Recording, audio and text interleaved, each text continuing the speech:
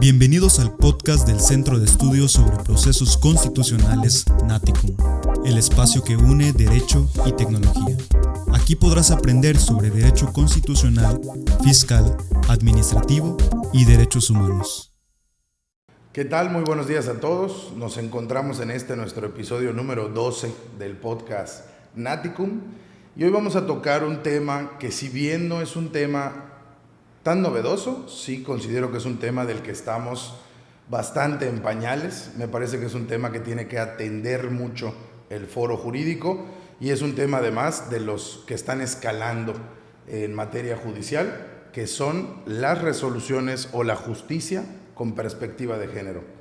Para este podcast me acompaña y el Centro de Estudios Constitucionales Naticum se viste de manteles largos porque tenemos una invitada de lujo, la magistrada Bárbara Templos. ¿Cómo está, magistrada? Buenos días. ¿Qué tal, Michelle? Muchas gracias.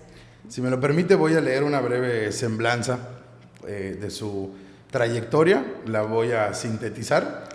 Ella es licenciada en Derecho por la Universidad Nacional Autónoma de México. Cuenta con una maestría en Ciencias Jurídicas por la Universidad Panamericana. Cuenta ya con un protocolo aprobado en el doctorado de Ciencias Jurídicas de la misma institución educativa. Recientemente adquirió la especialidad en Derechos Humanos y Justicia Administrativa, impartida por el Centro de Estudios Superiores en materia de Derecho Fiscal y Administrativo. En su ejercicio profesional lo ha desarrollado en los últimos 25 años en el sector público, inicialmente como asesora del Coordinador de Asesoría Legal de la Presidencia de la República y desde el año de 1996 hasta julio del 2011 en la Consejería Jurídica del Ejecutivo Federal, donde se ha desempeñado como subdirectora y directora de área, directora general adjunta de Instrumentos Presidenciales y Consulta, y concluyó como directora general de Consulta y Estudios Constitucionales, donde desempeñó funciones vinculadas al derecho constitucional, administrativo y fiscal.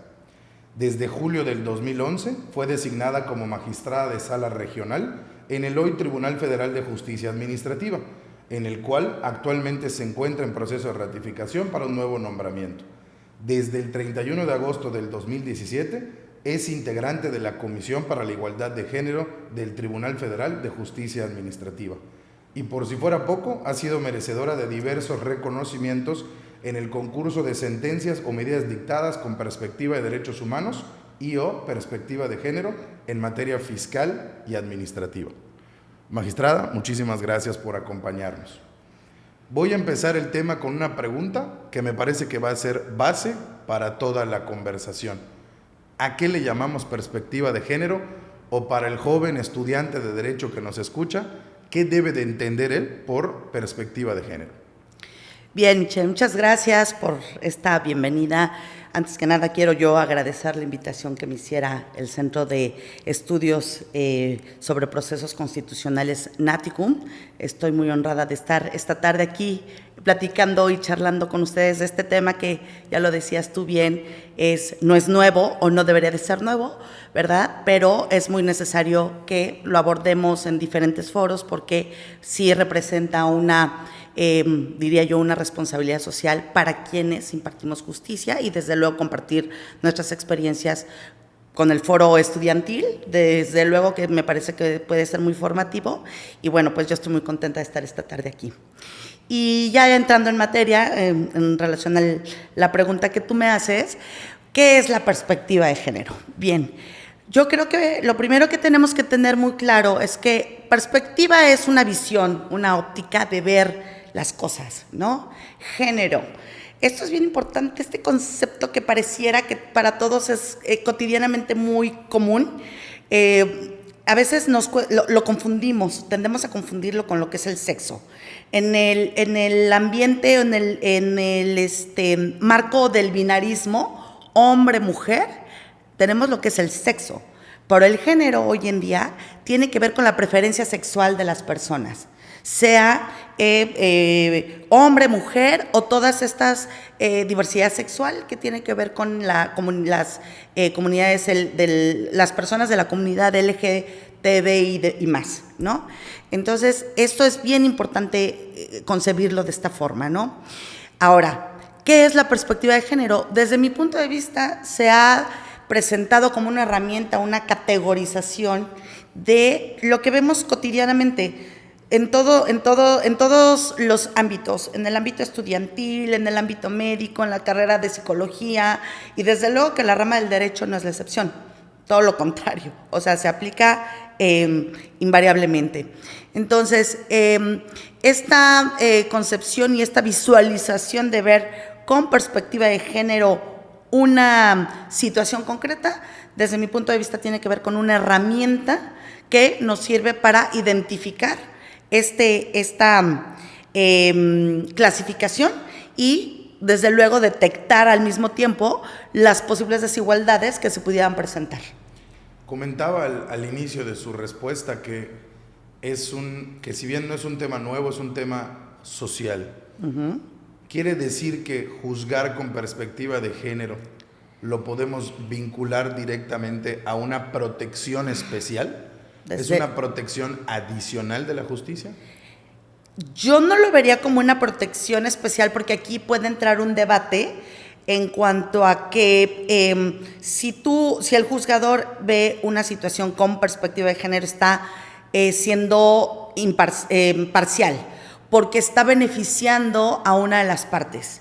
Okay. Y entonces se entra en este debate de, es un beneficio. No, yo más bien lo vería como una metodología especial que se aplica para detectar situaciones de desigualdad cuando existen relaciones asimétricas de poder. ¿Qué es esto?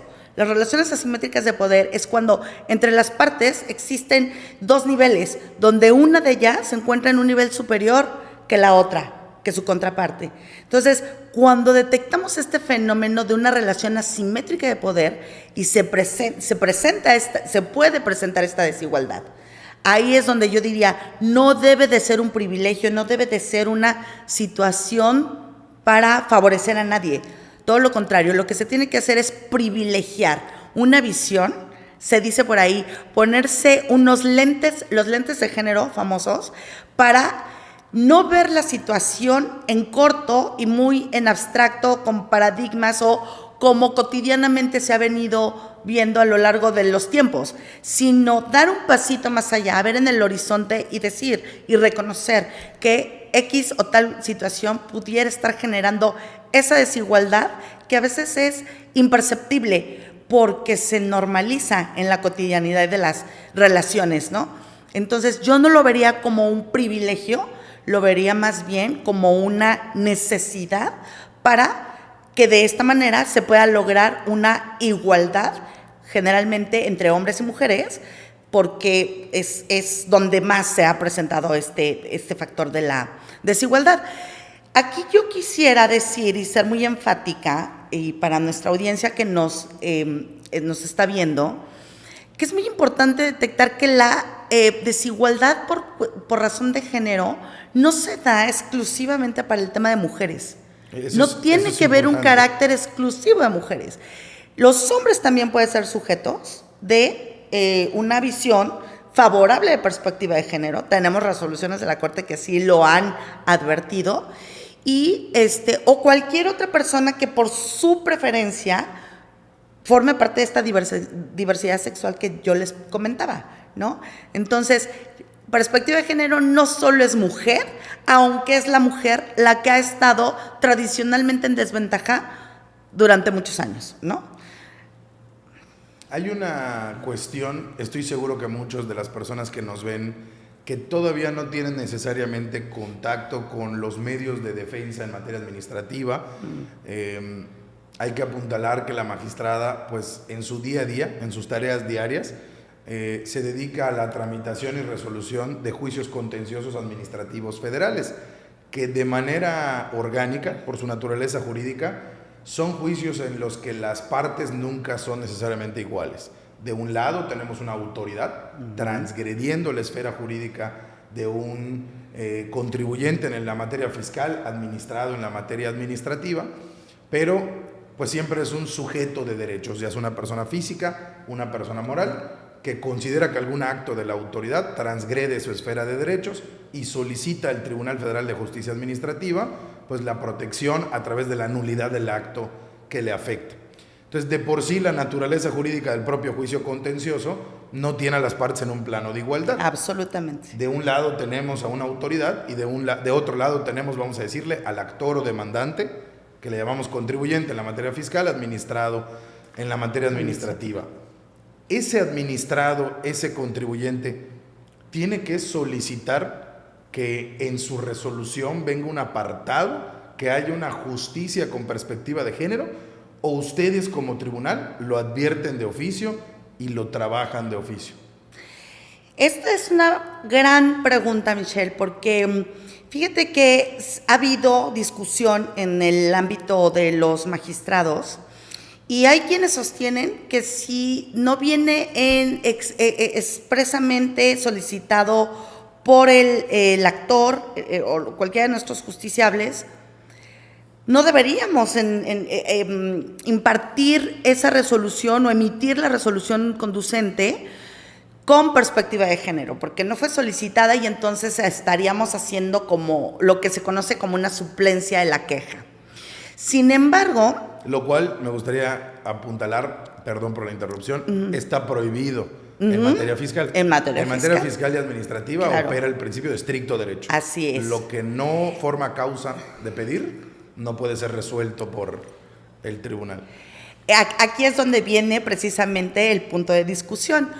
En efecto, esta visión del estricto derecho que impera en estas materias, o que imperaba desde mi punto de vista, yo soy muy respetuosa de quien opina lo contrario, pero desde mi punto de vista, a raíz de la reforma constitucional de 2011 en materia de derechos humanos, se estableció claramente como las obligaciones de todas las autoridades del Estado mexicano garantizar y proteger y salvaguardar los derechos humanos de todas las personas.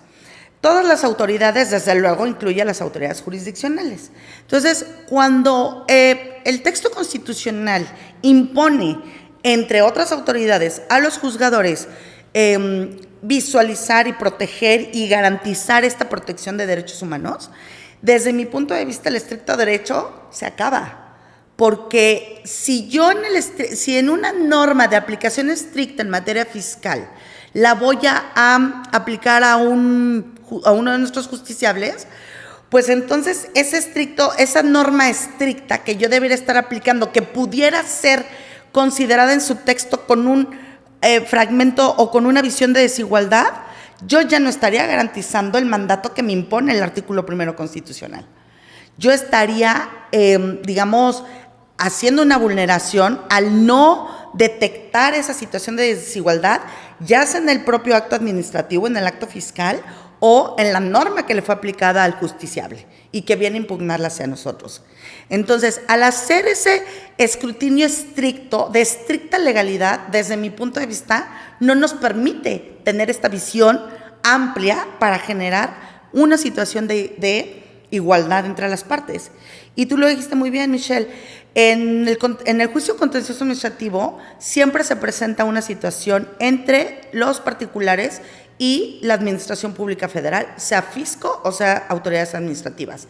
Ahí, desde el momento de la relación, es donde nosotros advertimos una relación asimétrica de poder, absolutamente. Y entonces, todas las controversias que se someten a nuestra jurisdicción, desde mi punto de vista, tenemos que verlas con esta óptica. Y tenemos esa obligación, no solo por mandato constitucional del artículo 1 constitucional que ya les comentaba, sino derivado de todos estos principios y disposiciones y tratados y convenciones internacionales, desde el ámbito interamericano hasta el sistema de Naciones Unidas, donde se ordena y se señala que debemos de tener muy claro que la igualdad entre el hombre y la mujer debe de prevalecer en todo momento, hablando de la perspectiva de género, ¿no? Entonces, ¿debe el particular de hacerlo valer para que el juzgador tenga esa sensibilidad y esa óptica para tratar un determinado? No. Desde mi punto de vista, no lo tiene que hacer valer. El juzgador lo debe de advertir de oficio, porque es su obligación constitucional, Y derivada, les comento, de esta base normativa que tenemos, incluso hay jurisprudencia de la Corte. A lo mejor más adelantito tocamos más concreto estos temitas, pero definitivamente a mí me parece que el juzgamiento con perspectiva de género no tiene que ser a petición de parte, pues debe de ser ex oficio, pero si lo pide el actor, pues cuanti más, ¿no? Con mayor razón. Con ¿no? mayor razón, como dicen en mi pueblo, ¿verdad? Entonces pudiésemos decir que el día de hoy, para las personas que todavía están iniciándose en el litigio, que todavía están estudiando y están interesados en un futuro tramitar y resolver juicios contenciosos, el día de hoy vamos a depender del criterio del juzgador si se nos aplica o no una sentencia con perspectiva de género sin haberlo pedido en el escrito inicial. Desafortunadamente sí, creo que sí, O dependerá sea, el tribunal aún no tiene un criterio unificado. No hay un criterio unificado, se está trabajando para sensibilizar y concientizar a todos los magistrados y magistradas del tribunal, pero no hay una obligación, digamos, textualmente expresa en una ley o en la Constitución, para ningún juzgador. Sin embargo, insisto, desde mi punto de vista, la obligación ya existe si hacemos una interpretación concatenada de todos los ordenamientos, Constitución, tratados internacionales, que el Estado mexicano y las autoridades del Estado mexicano están obligados a acatar. Entonces, a mí me parece que la obligación sí existe, pero no está de manera textual, expresa y literalmente establecida en un ordenamiento. A lo mejor lo que tendríamos que hacer es llevar a una reforma legislativa que, considerando la Ley Federal de Procedimiento Contencioso Administrativo, que es la que nosotros aplicamos, la estableciera como una obligación, o más allá, a lo mejor podríamos establecerla a nivel constitucional expresamente para que fuera una norma que permeara a todos los órganos jurisdiccionales de este país, en todas las materias, en todos los grados y pues ahora sí que en todos los ámbitos, ¿no? O también podemos llegar al punto que creo que es una solución materialmente legislativa, aunque de naturaleza judicial, algo como lo que tenemos en los conceptos de impugnación de constitucionalidad, a los que ahora están obligados a atender los juzgadores, que fue vía una jurisprudencia de la Suprema Corte. Así es. Donde nos dice que si el contribuyente o el administrado realiza un concepto de impugnación donde haga valer la inconstitucionalidad de alguna disposición normativa, de una norma o de algún hecho, los magistrados integrantes del Tribunal Federal de Justicia Administrativa están obligados a pronunciarse.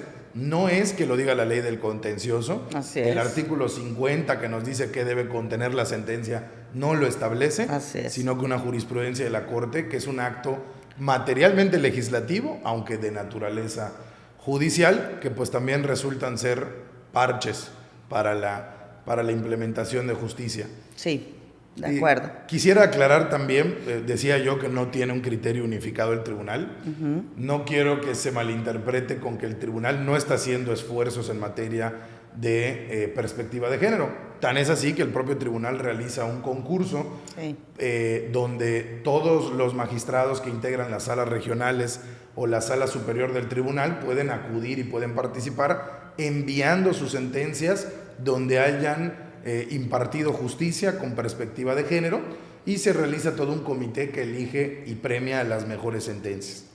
La magistrada que nos acompaña hoy ha sido galardonada en algunas de sus sentencias en este concurso, y yo le pediría de una manera práctica para quienes nos están escuchando, si nos puede poner algún ejemplo de cómo ha emitido o cómo materializamos ya la perspectiva de género en una sentencia. Claro. Materialización o esta visión para aterrizarla a los casos concretos no es fácil. Es una tarea verdaderamente complicada, pero sí se puede. Afortunadamente nosotros hemos tenido la oportunidad de tener varios casos donde requerimos siempre de una sensibilidad previa. Yo diría que sería el presupuesto indispensable para que tú puedas ver un asunto donde te llama la atención y dices, aquí hay una categoría sospechosa de las que señala el artículo 1 constitucional. Les comento a los compañeros que nos están viendo, estas categorías sospechosas están previstas en el último párrafo del artículo 1 constitucional, y son estas situaciones de vulnerabilidad que refiere el texto constitucional para hablar de el principio de igualdad y no discriminación, siempre y cuando se traten de ciertas categorías que las enuncia, pero no son limitativas. Ojo, siempre puede haber de más, ¿no? Entonces, una de esas categorías sospechosas tiene que ver precisamente con el género. Y, bueno, ¿cómo hacerlo? ¿Cómo materializarlo en una sentencia? Bueno, en efecto, lo primero que uno como juzgador, me parece que a mí fundamental que lo primero que tienes que hacer es actualizarte, estudiar y sensibilizarte de cuál es la concepción de todo lo que tiene que ver con el juzgamiento de perspectiva de género, porque sí es una tarea compleja. Pero les voy a platicar de un caso, por ejemplo, que para mí es muy emblemático y ilustra mucho de cómo aplicar la perspectiva de género generó un resultado que no hubiera sido ese resultado si no se hubiera tenido esa visión. Tuvo que ver con una persona que llegó pidiendo una reclamación al Instituto Mexicano del Seguro Social sobre responsabilidad patrimonial del Estado por negligencia médica. Lo que sucedió es que el IMSS le dijo: tú no tienes derecho a esa responsabilidad patrimonial que me reclamas porque te atendimos bien, toda la atención médica fue perfecta, tan es así que estás viva y no tienes pues nada que reclamar, ¿no? Entonces nosotros no te vamos a indemnizar de ninguna manera. Ella se quejaba de un tema de negligencia médica porque desafortunadamente había sido tratada en toda la etapa del embarazo, luego vino el parto y luego el puerperio, y en todo este proceso pues había tenido una serie de irregularidades en la atención médica que una vez que no fueron detectadas, a esta persona le tuvieron que extraer algunos órganos precisamente por no haber tenido una atención médica correcta. Este tema lo vimos con una visión y técnicamente lo que se conoce como violencia obstétrica.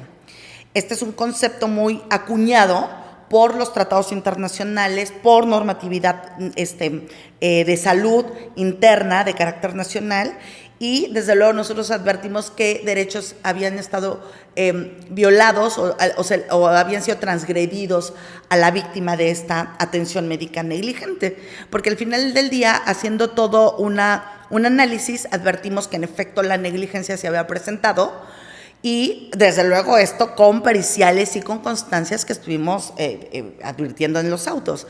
Y al final del día lo que resolvimos es que esa responsabilidad oponible a la autoridad había sido configurada, se había materializado, y en efecto había habido una afectación a nuestra actora en el juicio. Esta mujer, cuando llega al juicio contencioso administrativo, nos viene reclamando esa negativa del IMSS para pagarle esa indemnización por los daños físicos y morales que había recibido por esa deficiencia en la atención médica. Y entonces nosotros, al hacer el análisis bajo esta visión, aplicando un protocolo que tiene una serie de consideraciones que ha sido emitido por la Suprema Corte de Justicia de la Nación, donde trae toda una metodología para poder llegar al resultado. Entonces, haciendo esa aplicación, lo que nosotros resolvimos es que en efecto había habido una negligencia médica, había habido una afectación no solo física para la persona, sino también había habido una afectación moral, un daño moral y un daño material.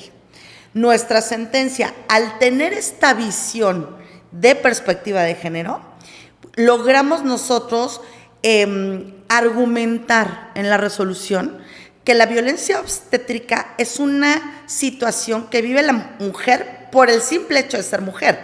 Solo las mujeres se embarazan, solo las mujeres tienen bebés, solo las mujeres deben de tener esa atención que los tratados internacionales, la legislación general en materia de salud, la Constitución, desde luego, al garantizar el derecho a la salud, el derecho de salud de las mujeres, y toda esta situación que tiene que ver con una situación de negligencia médica. Esa argumentación nos sirvió para demostrar que en efecto se habían generado esos daños. Y al final del día, lo que nos permitió hacer este juzgamiento, y aquí viene la parte más bonita, creo yo, de este caso, es que nos enfrentamos a la hora de la resolución y hacer una cuantificación de los daños generados por esa situación. En nuestra legislación interna nacional no tenemos un catálogo de que nos diga, híjole, pues una pierna vale esto y un dedo, si te cortan un dedo vale esto y una rodilla te puede costar. No, hay un catálogo en la Ley Federal del Trabajo que sí dice que por accidentes del trabajo puedes tener ciertos niveles de indemnización y los tasa en pesos y centavos. Y entonces, pero cuando se afectan algunos órganos. Y entonces nos encontramos y nos fuimos porque nosotros necesitábamos referentes. Ya los peritos nos habían dicho, sí hubo negligencia, sí hubo una mala atención, sí se configuró la responsabilidad negligente a cargo del instituto. Y entonces nos enfrentamos con la problemática de decir, bueno, ok. Cuantificar, ¿no? Cuantificar. ¿Cuánto costó esta persona? Lo que sufrió fue pérdida del útero, pérdida de ovarios, tuvo una afectación en órganos internos que no quisiera especificar, pero tuvo una serie de extracciones y de pérdidas que incluso pusieron en riesgo su derecho al trabajo, porque no la imposibilitó para trabajar durante mucho tiempo, puso en riesgo su maternidad futura, porque ya no pudo tener bebés. Su maternidad y su calidad de vida en general. Su calidad de vida, su condición física, su condición emocional. Entonces, esta persona estaba llena de daños por todos lados. Y el IMSS le había dicho, no te pago ninguna indemnización, porque te atendí bien que estás viva. Ese era el argumento del IMSS. Entonces, nosotros al hacer la cuantificación, nos encontramos con normas de la Ley Federal del Trabajo donde nos referían. Fíjense, que los órganos masculinos, los genitales masculinos sí estaban tasados. Y si había un accidente de trabajo, se podrían cuantificar en tanto y tanto y tanto. Y de las mujeres no decía nada. Y entonces uno dice, pues esa es una norma precisamente discriminatoria. Esa es una norma desigual.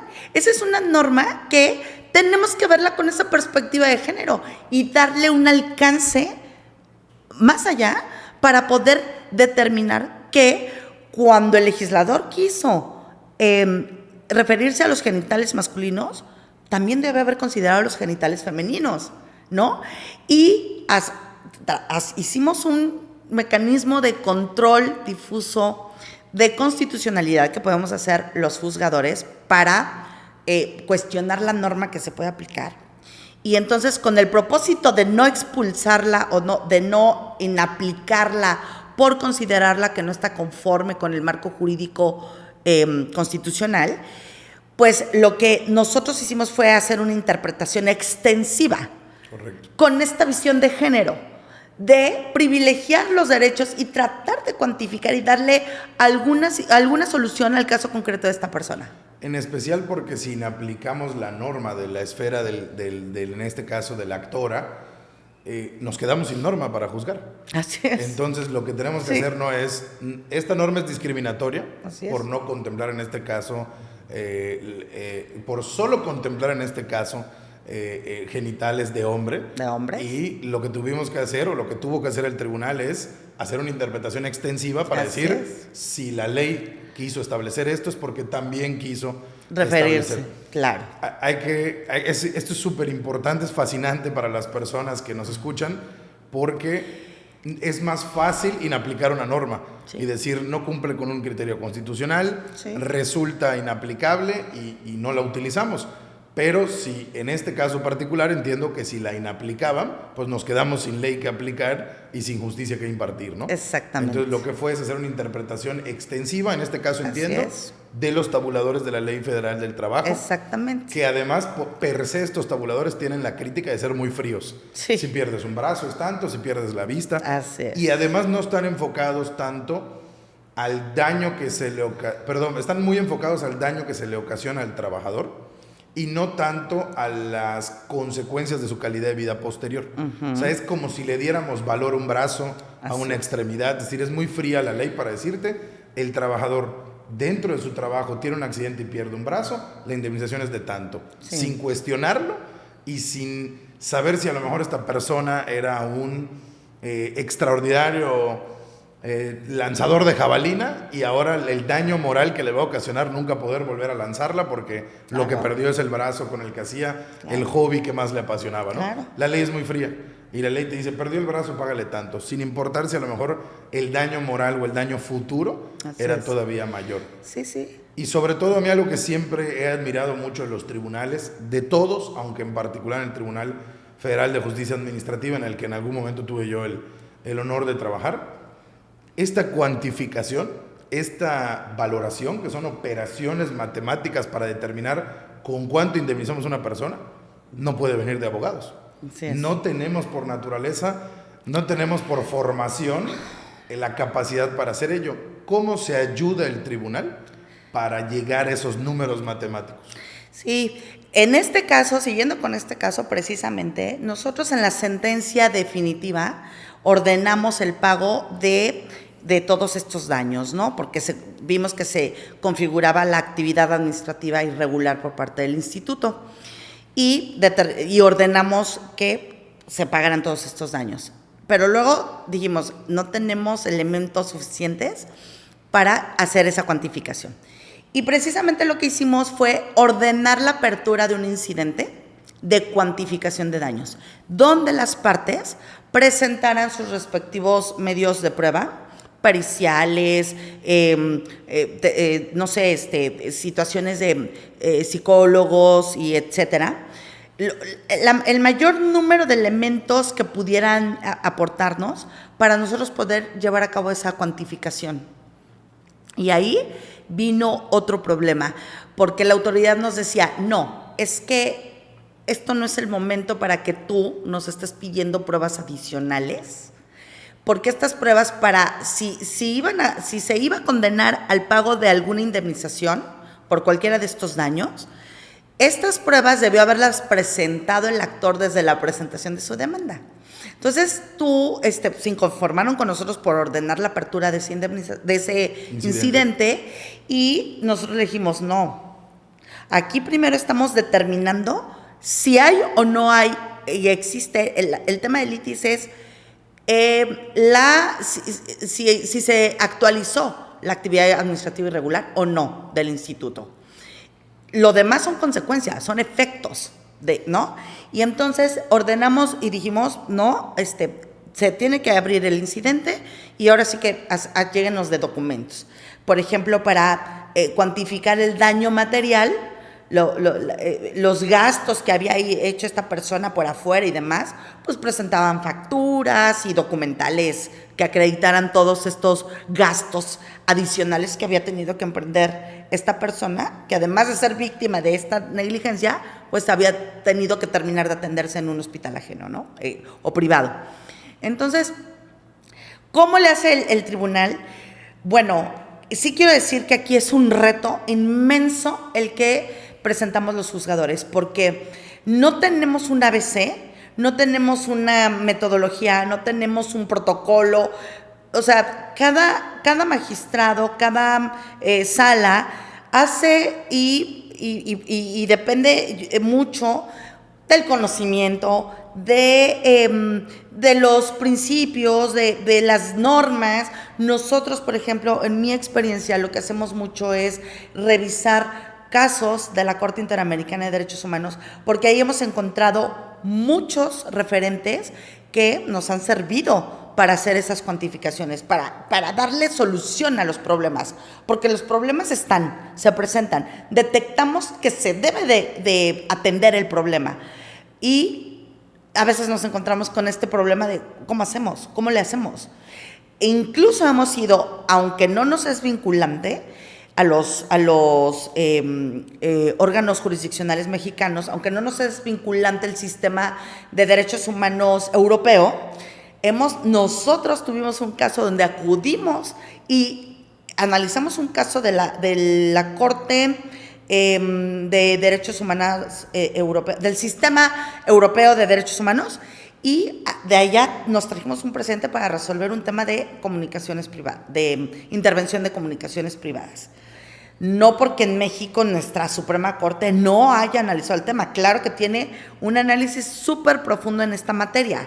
Sin embargo, nos trajimos un criterio del Tribunal Europeo que era innovador para nosotros y que ni siquiera en la doctrina o en la jurisprudencia de nuestra Suprema Corte habíamos analizado, lo habían analizado. Entonces, este conocimiento de que debes de juzgar más allá, pero para juzgar más allá, pues no es hacerlo de manera irresponsable, de manera que delatida, de manera de que, bueno, pues se me ocurre que a lo mejor puedo por ahí inventarle. No, o sea, hay que tener toda una base argumentativa y un soporte que funde la decisión del juzgador, de magistradas y magistrados. No es dar el brinco a la cocina y decir, bueno, ya llegué hasta acá y sí te voy a reconocer tu derecho violentado o transgredido, ¿no? Entonces, sí es un reto, es una situación muy compleja, pero pues de esos retos nosotros nos alimentamos mucho. Ya me contestó mi siguiente pregunta. Quisiera yo nada más apuntalar algunas cuestiones. Este incidente del que nos habla la magistrada, lo hizo escuchar ella como si fuera un incidente bien detallado, y no lo es. Es un incidente prácticamente escondido entre la ley del procedimiento contencioso administrativo que le dice al juzgador: tienes que decretar si hubo o no una actividad irregular del Estado, y en caso de que te veas imposibilitado, pues por lo menos tu sentencia que decrete si existe o no la actividad, y posteriormente cuantifícalo en un incidente. Sin embargo, el incidente no es como que tenga su título dentro de la ley, sino que es un incidente genérico para los que no están enunciados, y creo que son 2 párrafos lo que nos describe cómo se desahoga ese incidente.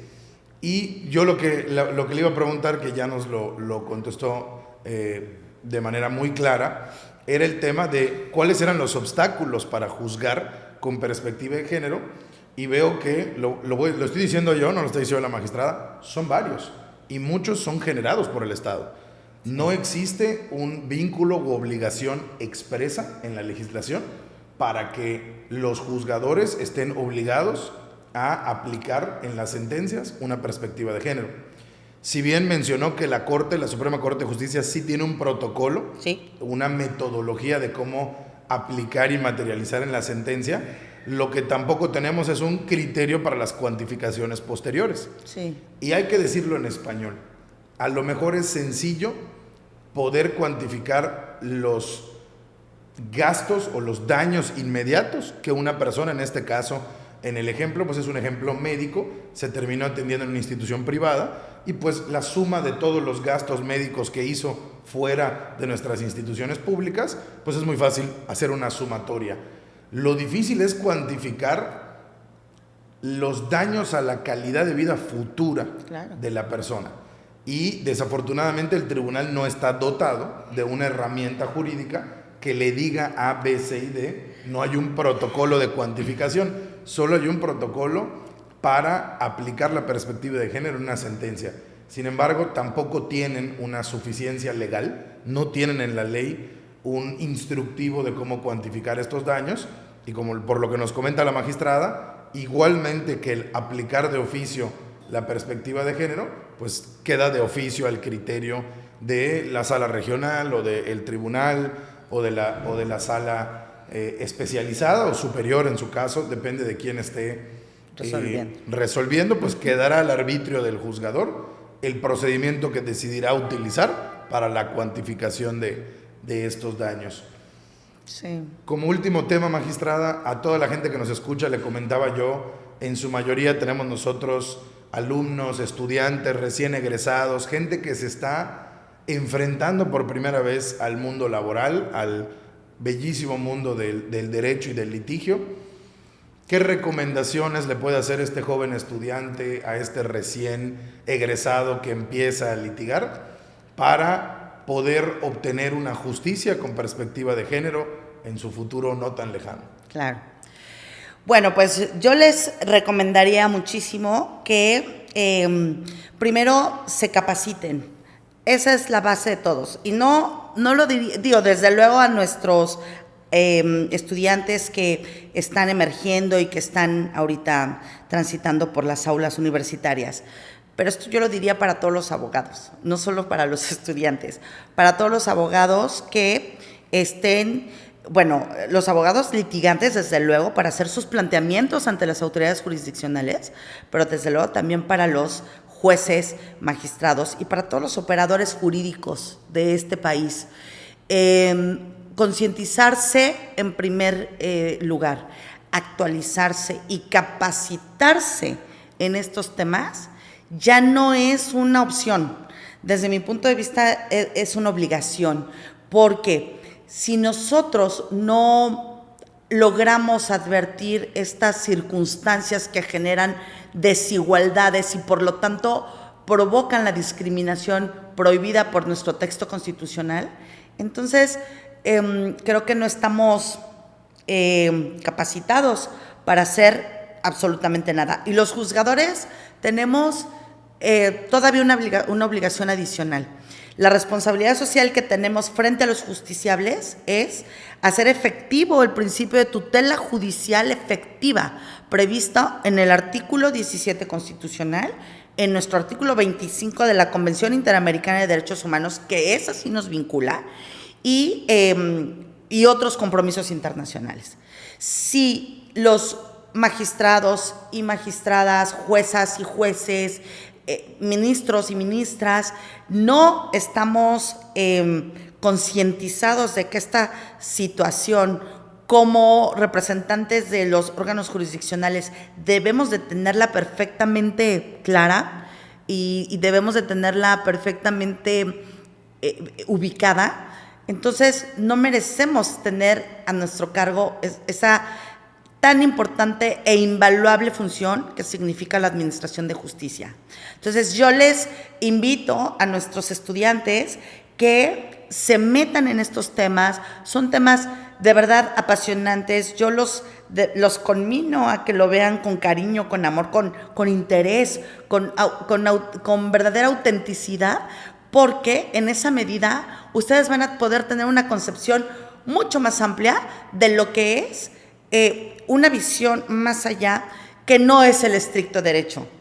Volviendo a nuestro caso, yo les digo, si nosotros hubiéramos juzgado bajo el principio del estricto derecho, nosotros hubiéramos dicho que la norma que solo evaluaba genitales de hombres no concebía los genitales de mujeres.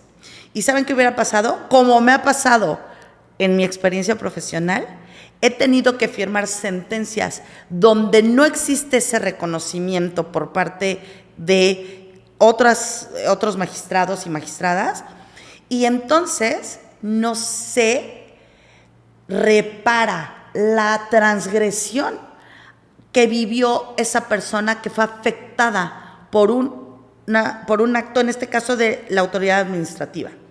Entonces, ¿de qué sirve decir, ok, sí hubo una negligencia médica y por lo tanto el instituto demandado es responsable, si no tenemos la forma de garantizar esa reparación, de llevar esa reparación del derecho transgredido y de todas las consecuencias que produjo, si no podemos materializar esa protección que todos los juzgadores estamos obligados a conceder, desde luego a quienes tienen razón, porque hay que decirlo, Michelle, hay autoridades que hacen muy bien su trabajo y hay autoridades que emiten perfectamente el acto, y ahí, con toda la perspectiva de género y derechos humanos, no hay nada que hacer. La autoridad actuó íntegramente, pero cuando hay una vulneración de los derechos de las personas, desde mi punto de vista, hay que proteger, pero no solo proteger y garantizar, sino reparar.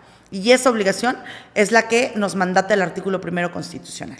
Entonces, esta visión, compañeros, y compañeras, desde luego, yo los invito a que si tienen esta visión así de amplia, entonces podremos llegar a cambiar vidas humanas, personas, patrimonios, situaciones jurídicas concretas que les están afectando en todo momento. Y eso satisface mucho al juzgador, llena de verdadera, dice uno, cumplí, o sea, lo hice y creo que lo hice bien, y yo invito a que nuestros futuros jueces y juezas y magistrados y magistradas se preparen ampliamente para poder llegar a tener estas visiones que no podemos encasillarlas en el estricto derecho. Iba a hacer una pregunta de seguimiento, pero me encantó la idea de cierre, así que la voy a dejar ahí. Muchísimas gracias, magistrada. Viste manteles largos al Centro de Investigaciones Naticum.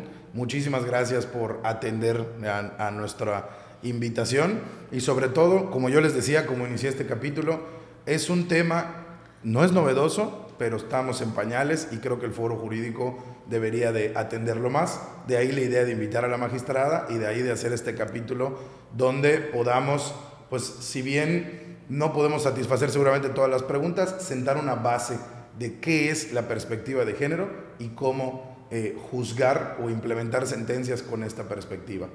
Les recordamos que nos pueden seguir en todas nuestras redes sociales, en nuestra página de internet, en nuestro canal de YouTube y en nuestras cuentas de podcast. Muchas gracias. Gracias.